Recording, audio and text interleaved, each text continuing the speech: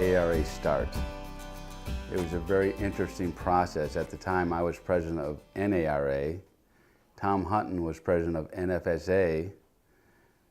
Gary was TFI, and Jay was NACA at the time. And the four associations began to meet to talk about mainly the merger of the retail associations.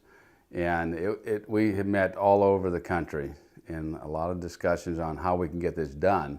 There were certainly tensions around, should NFSA, be what it was founded to be in the early 50s, or should it be what, ARA was created to be out of the merger, and what it very much continues to be in a much more dynamic way today. NARA was in Washington, D.C. NFSA was in St. Louis. They saw the importance of Washington, D.C., but it just couldn't make the change at that time to move to Washington. So they started out again in St. Louis.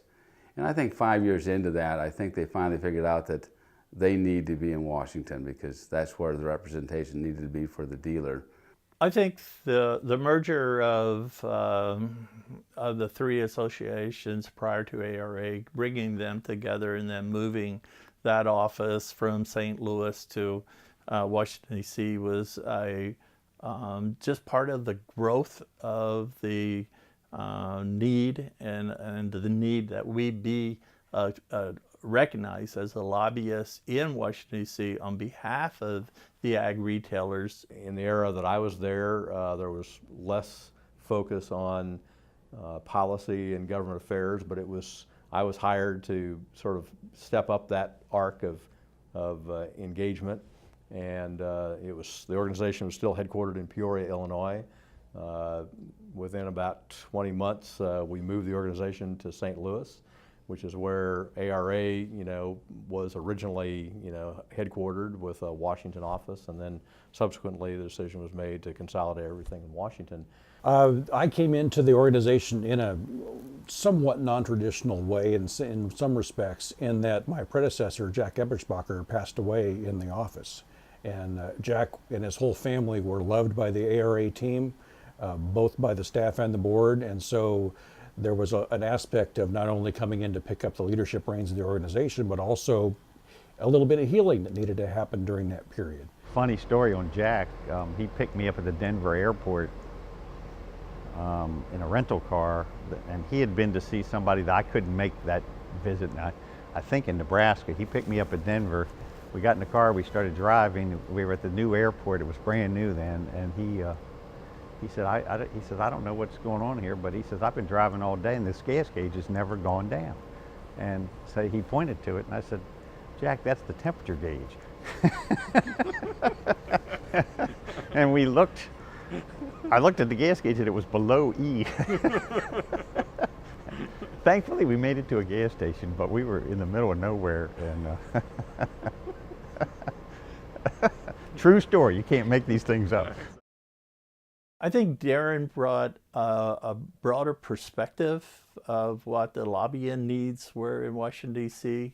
Jack did a great job in recruiting members to ARA and was very cordial. And Daren brought the focus on the lobbying side probably even more than Jack. Agriculture is full of good people. And that's true of ag retail also.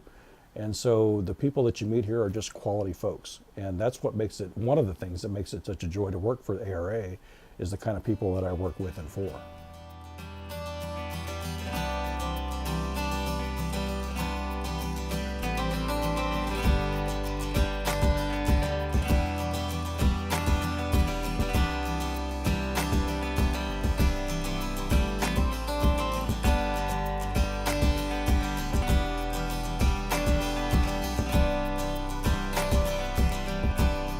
The value of an association like ARA is, and before that NFSA, is the relationships you make and the networking and what you learn from other folks. And so that's pretty strong, but it's at least 75% of the value.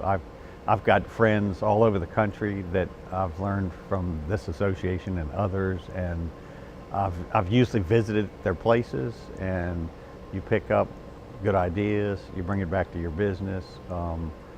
You make other kind of contacts that maybe you even end up doing business with people based on meeting at association meetings. One of the benefits of being a member of the ARA and attending the conventions and being on the board is the networking. And that has been critical to me. Building long-term relationships has been great, and you continue to nurture those relationships, because it's amazing some of the success that ARA members have had, and it's fun to watch that and to be part of that. I think that's a really high value part of what ARA does and is really. And really just the personal relationships, you know, that are durable, and you know, even if you don't see somebody for 2 or 3 or 5 years, you bump into them at the ARA convention or at, you know, some other industry event, and it's like, you know, you just saw each other last week, and that is enormously valuable because it means that we're still connected to the roots of American agriculture, and that we can relate to the American farm family and the farm business. I've been able to meet our industry's leadership, whether it be equipment company, software companies, competitors, other retailers, suppliers, and it's an amazing thing to me to be able to interact and engage one another towards a common shared interest of what's best for the retailer. And how do we do it effectively, wisely, safely, and better serve the farmer in the process?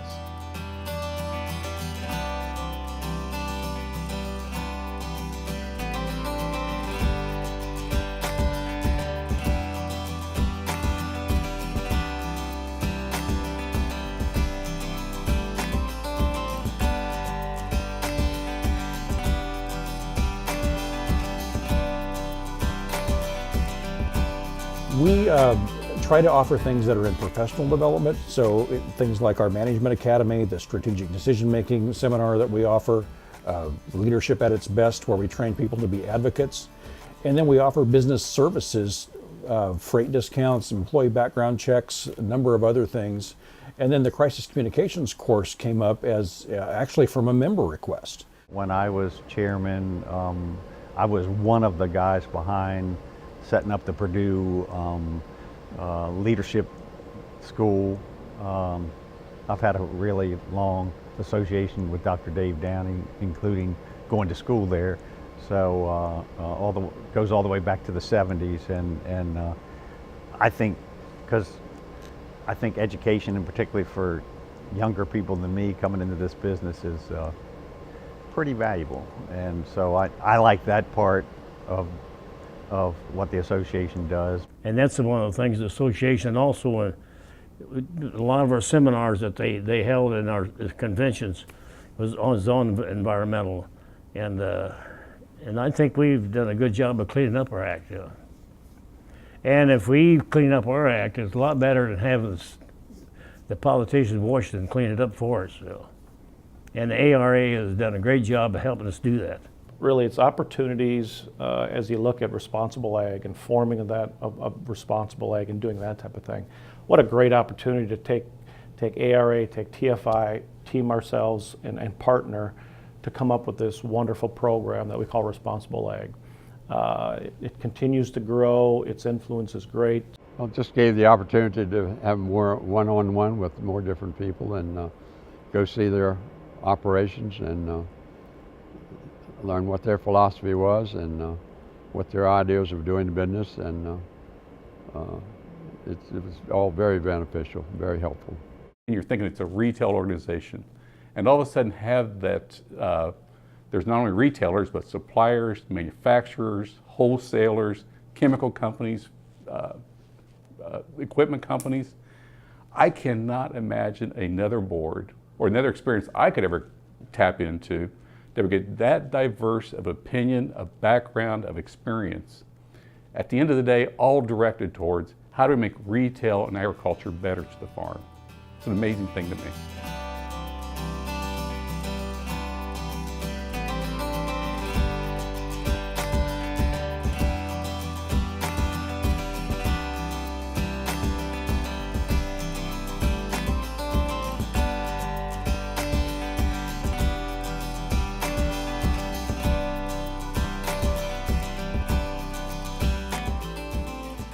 We got involved with ARA almost 10 years ago now, and really the real reason is to the presence in Washington, D.C. to really fight the fight and to keep our freedom to operate as a retail business. And that's getting harder than ever as years go by. And really it's that having that strong presence in Washington, D.C. to do the right thing. Well, I think one of the key things that we do every year is we have the fly-in. So at our February meeting, we all join for a day and go up on Capitol Hill. And we have a highly organized visit that day that the ARA staff puts together for us with all of our congressmen and senators. And we actually get to go around from office to office, talk about our issues, bring them up, make sure they're aware, they're on their radar as well as our radar. And I know I've built some great relationships with some of my congressmen in Illinois that I would never have done without the help of ARA. There's a saying in Washington that if you're not at the table, you're on the menu.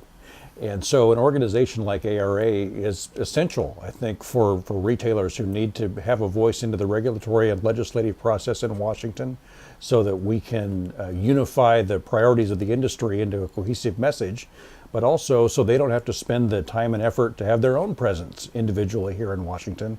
We can coordinate that for them and make it much more economical, efficient, and effective for them and better for the industry overall.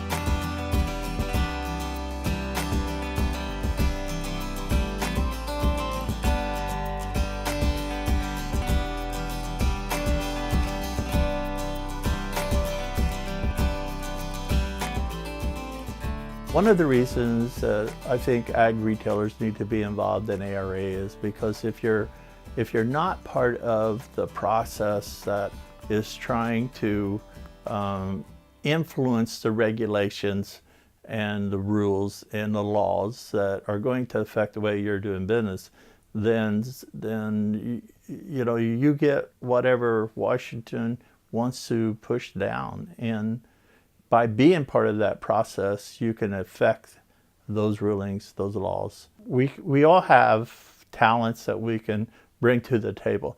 And if you're too busy to participate, you know, in ARA board or that type of thing, you can participate in the ARA convention and those things, and through that process learn more about what is good for your company. I think that everybody who's a member of ARA specifically should seek some leadership role, because I think it empowers them as well as it brings value to the organization. You just never know what value a person may bring. And I think it builds your own value within your own company. Those the people that aren't members are the ones we're currently, you know, we're always seeking. And we want to find those guys and encourage them to join, because it really is a unique experience to be in a leadership role here. Such a great staff, such a wide range of knowledge about all the topics that impact our organization, that you can be just like a big old sponge, you know, and just suck it all up and make yourself better. My impression of ARA at the time was, coming into it, that it was an organization that was there.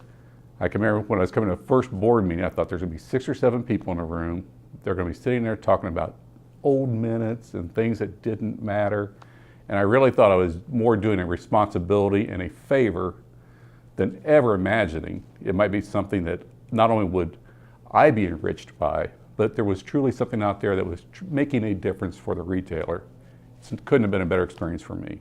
They're just missing a great opportunity to meet other people, to learn. Certainly the ARA meetings are educational and hear different points of view, and I don't know where else you can go and get this kind of information.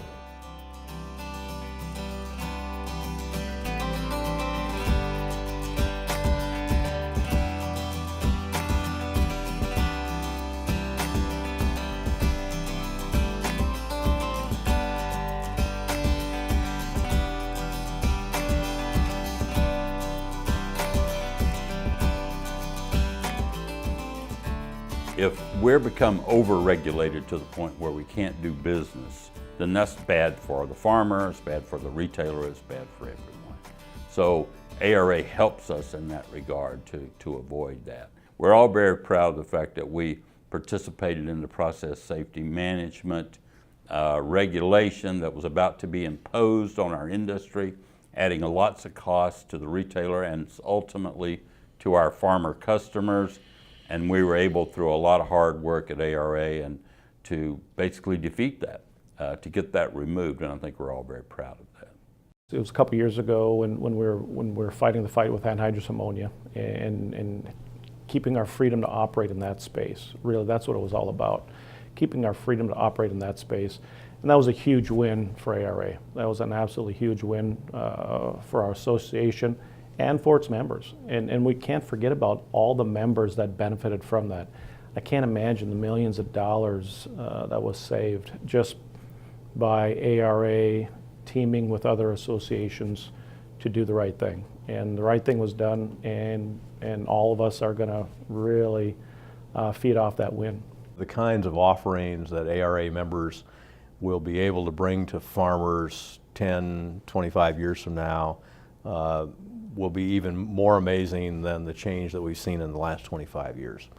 But it's only because of the core purpose of ARA, which is to defend technology and the right to do business, that ARA and the rest of us working together will be successful in convincing the public that these products are the right thing to do. Probably none bigger than the industry's win on the process safety management for anhydrous ammonia.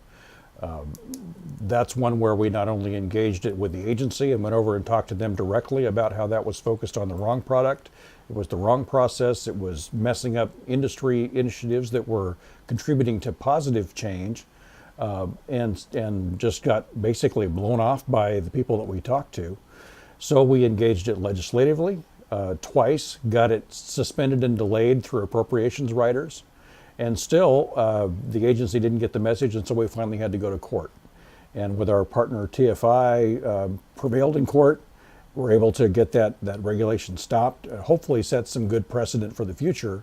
One of the things I learned when I was on the board, the importance of having numbers when you're at the Hill, that you can influence the legislators in making decisions. And the ARA PAC is a critical part of that because it brings funds to the ARA management who can direct then who we want to influence and how we do that.